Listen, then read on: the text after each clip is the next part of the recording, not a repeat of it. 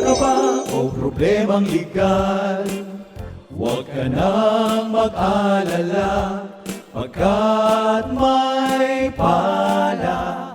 Ano ang karapatan ng mga bumibiyahe gamit ang pampublikong transportation? Obligasyon po ng mga taong ang negosyo ay ang pagdadala ng mga pasahero sa lugar na kanilang gustong puntahan o mas kilala bilang mga common carriers na dalhin ang kanilang mga pasahero sa kanilang destinasyon ng may ibayong pag-iingat. Kasama sa pag-iingat na ito ang pagsasaalang-alang sa lahat ng pagkakataon sa kanilang kapaligiran.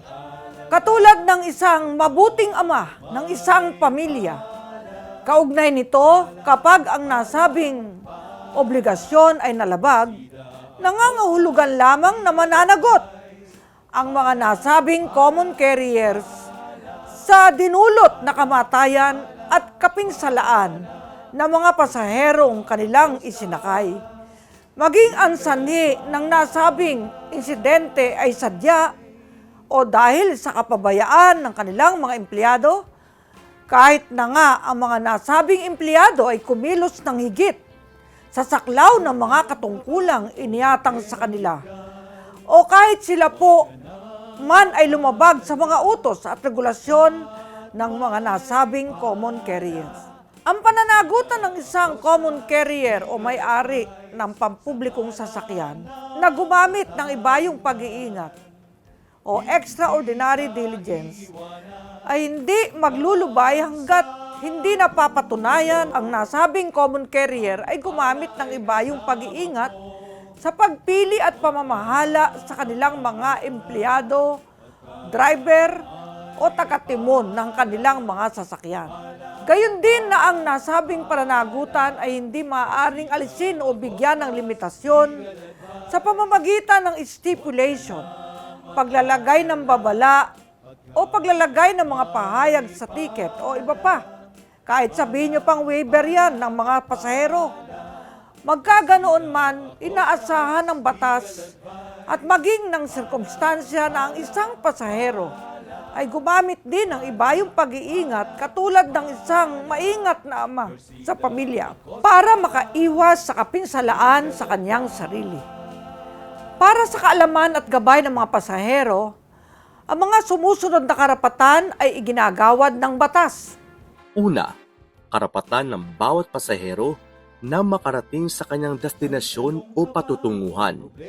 Ikalawa, kapag ang isang pasahero ay nasugatan o namatay, habang siya ay patungo sa kanyang destinasyon, ipinagpapalagay ng batas na ang common carrier ay nagkulang sa pag-iingat o nakagawa ng kapabayaan. Sa pagkakataong ito, ang nasabing pasahero ay may karapatang humingi ng bayad pinsala mula sa common carrier. Ikatlo, sa mga pasaherong namatay, ang kanilang mga tagapagmana o kaanak ay may karapatang ihabla ang common carrier para makakuha ng bayad pinsala sanhi ng pagkamatay ng kanilang mahal sa buhay.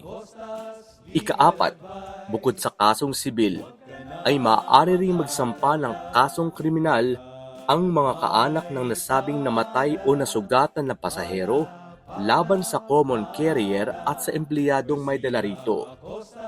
Reckless imprudence resulting to homicide o physical injuries para papanagutin ang mga ito.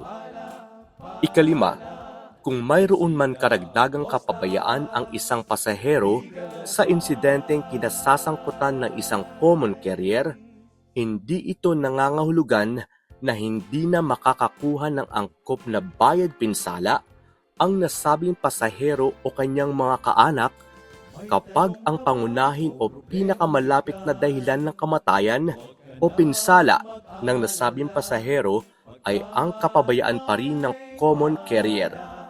Magiging dahilan lamang ito na mabawasan ang bayad pinsala. At ito po ang ating hashtag Palanos. Manood, magtanong, para matuto. Ang pala ay kasama mo